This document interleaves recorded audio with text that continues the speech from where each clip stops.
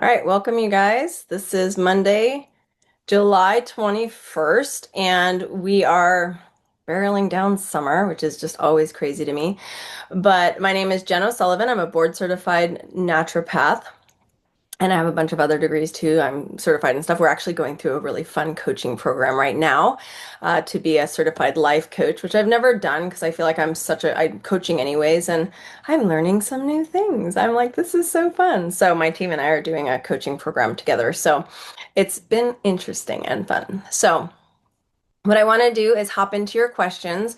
So just so you remember the kind of timeline of what I do on Mondays and Wednesdays, I do an open Q&A on Mondays at 4:30 Pacific. So I'm in California time. So wherever you are in the world right now, it started like 4 minutes ago. And then on the top of the hour, what I do is I launch into just an intro to X39 and a little bit about the opportunity. And then I do a second part two of the Q&A. And this all goes on my YouTube channel. So all of this gets put onto the Patch EDU YouTube channel. If you are in our Patch EDU group on Facebook, which I know not everybody's on Facebook, but some of you are, we've got a good amount of you guys on there, a little over 30,000 people. I post them in there too. So sometimes I post the YouTube links, and sometimes if I have time, I actually load all the videos. It takes some time, so it just depends. But it's a fun group for you guys to get announcements. It's also a group that is no sales of X39 in there. So like you'll never see me post my link in that group. You'll never see if you do see somebody trying to say, hey, sign up with me, you can tag me in it and that person gets removed. We have like a no poaching policy because we want it to be an open source education group for anybody to join. You can ask questions. People, it's crowdsourced information, but at the end of the day, it's just solid information to help you if you're a customer or if you're a brand partner. So we do both in there. So it's a great group on Facebook. And again, we do a lot of stuff, just posting it on YouTube so that you guys can have that information as well. So for the Q&A part, again, it's the same time, same Zoom link, and typically the same password. So we haven't had to change the password in a while. We only do that when we get some weird person on here. I don't know. So just don't ever post the password anywhere public. It's always just if you invite someone. So right now you should invite 10 people to the top of the hour. You should say, hey, in 25 minutes, Dr. Jen's going to get on and share about these beautiful things I'm using for regenerative health. You can say words like that. And it's right at the top of the hour. So come a couple minutes early. So that's how you invite. They don't have to come to the Q&A because it's a little bit weird. And I'm curious how many of you are brand new right now to me. And this is your first time joining. So welcome. But again, we are not necessarily covering patches right now. It's as a naturopath, I give you guys kind of office hours to ask questions. Now on Wednesday, it's office hours for my concierge group, so they get first dibs. And then if we have time, we go into your questions. Usually part two on Wednesday is anybody else's questions. But for the rest of you, you get Monday. And my team asks questions as well. So, but it has to be on the thread. So I have a thread that I just posted, and I posted it like earlier today, a couple hours ago, because we always get way too many questions. So just be watching for that. And that's in the Patch EDU group. And then, like I said, the replays go on to the YouTube channel, and it's youtube.com/@patchedu. And our website is patchedu.com. And it's, again, just an education site. None of what I do is corporate sponsored. None of what I do from like the patch manual, our flyers, it's for my team. And all of us leaders, so all of the senior presidential directors have different resources. And if somebody wants to use their resources, you may. That's the beauty of it. But they're not ever corporate sanctioned. And so just know that because we own a publishing company, our stuff tends to be really like good looking, like meaning it looks professional. So a lot of people get it confused and think it's from corporate, but it's not.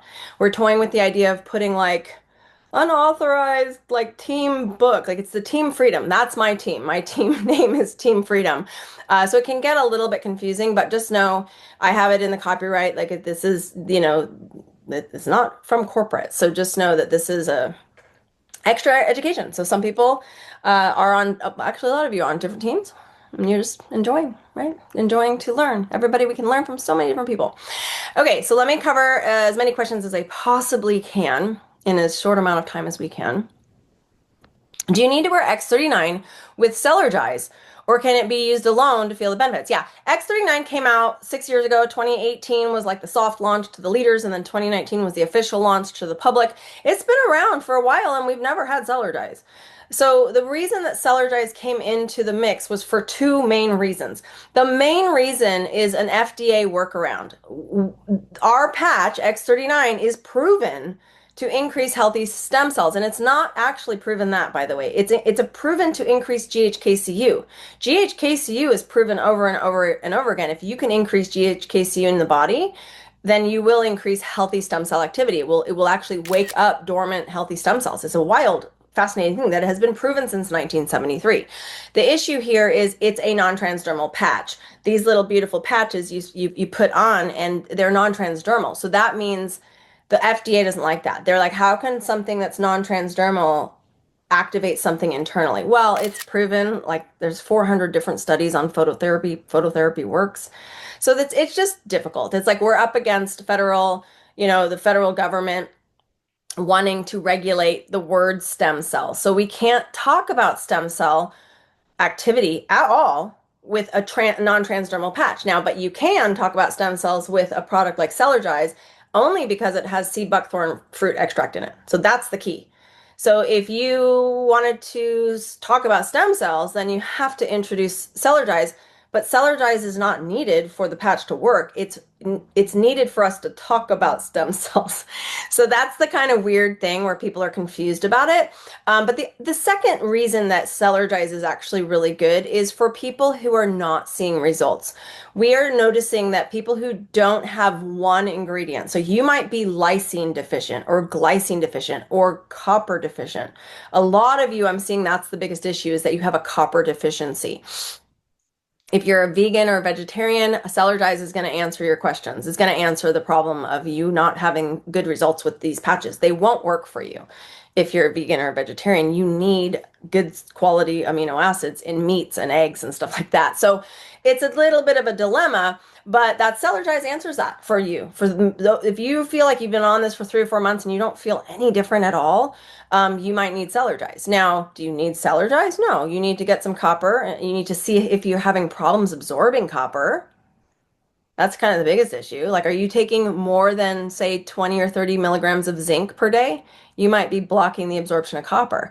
There's other ways to know, like, are you anemic? If you typically suffer from anemia, you might actually have a copper problem. You're not actually absorbing copper. So my light's flickering and it's being really obnoxious. And I don't like having it this bright, so it's okay. I don't like have a seizure. Like flickering lights, it's totally annoying. Okay, so it's not necessary to take cellar dyes, but it may be a really important answer to why you're not seeing results. And that's why. So that's where it is. I sponsored a brand partner and he sponsored 4 other people. Now he quit. What in the world? People are crazy. I don't have the emails of the 4 that he sponsored. I think you can go on live chat.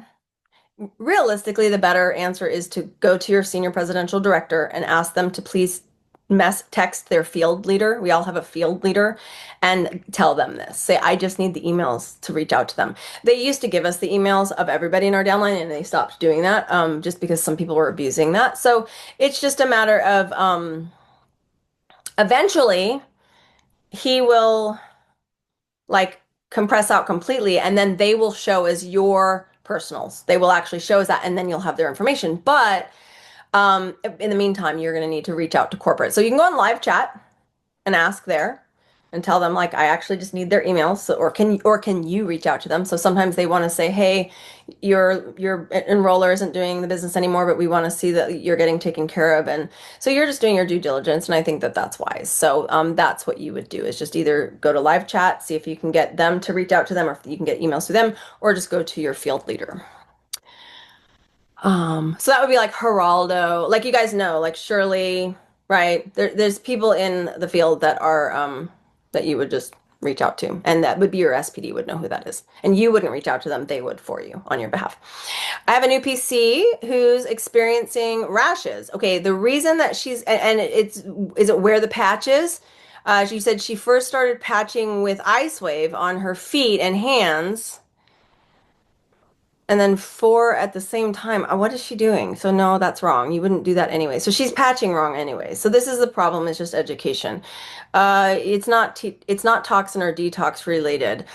Typically, body, or is it where the patches are? So I am not going to answer that question because it's just patch rash. There's very rare instances where someone is allergic to the adhesive, and the adhesive is made out of acrylic. So you would know if you have an acrylic allergy, it's 3M acrylic adhesive. That would answer that. If it's a patch rash and they're going to assume they're allergic, it may not be. So some of you are thinking you're allergic to the adhesive and you're actually not. You're creating it. So what happens is I have a patch on. This is high sticky. When I take this patch off, there's a little bit of sticker residues left on my skin. And sometimes if I had like a long sleeve cotton shirt on, there would be a cotton, like there would be some little tiny little particles of fabric around where the outside edge of the patch was because of just movement and the sticky stuff. And so when you take it off, you might see like a little like, I don't know, gray ring or whatever color fabric you were wearing. And so what happens is people aren't, I don't mean to say people aren't clean. We all aren't. If I can't see the back of my neck, I can't see where the residual is. And I used to say, Tim, like you have so much patch residual because you can't see. So you can't clean what you can't see. So you really have to scrub. So you're below your navel, you can usually see. And so, you can scrub that and get all the patch residual off. But if someone's having a rash where they typically put the patch, it's because they are taking an old patch off, then taking a shower in the morning, but not really getting all of that patch residue off because it's very sticky and there's fabric in there and just debris. And so then they put a new patch over where that debris is. And by the way, you just created a petri dish of bacteria and they're gonna get a rash. And it happened to my husband because we weren't paying attention and I was like, oh, now you gotta wait like almost a month to get rid of that rash. So we had to put the patches elsewhere. So he stopped putting them on the back of his neck. So I don't pay attention to what he's doing, but you got to like scrub it. So that's usually why. Now, if it's an all over body rash, it could be detox, but the patches don't typically cause that. What I mean by that is detox can cause rashes, but they're usually in the form of a vital flush. So a vital flush rash is not long-term rash. It's like I got a like heat rash for like an hour and then it went away. So if you have some sort of long-term, like a rash came out, it's not patch related. Okay. The patches don't do that. It's usually stress related or some other trigger happened. It's not the patches. And I know some of you would like fight me on that, but I've been doing this for 2.5 years, but I've also been dealing with rashes for like over a decade, and they're always stress related. Okay.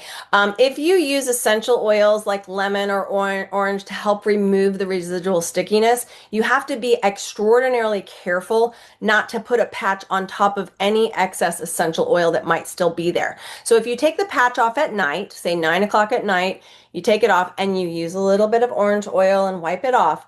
By the next morning, you won't have oil on you anymore. It usually can take up to 4 hours for essential oil to really fully like evaporate and get in. If you were to put a patch right on top of essential oil, or like it's dry to you, but there's still the residual molecules there, that essential oil will eat the acrylic and it will actually pull it into your system, and you don't want that.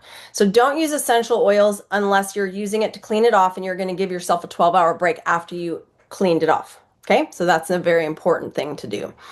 And if you can't wait that long, do the essential oils and then really wipe it down with some like rubbing alcohol.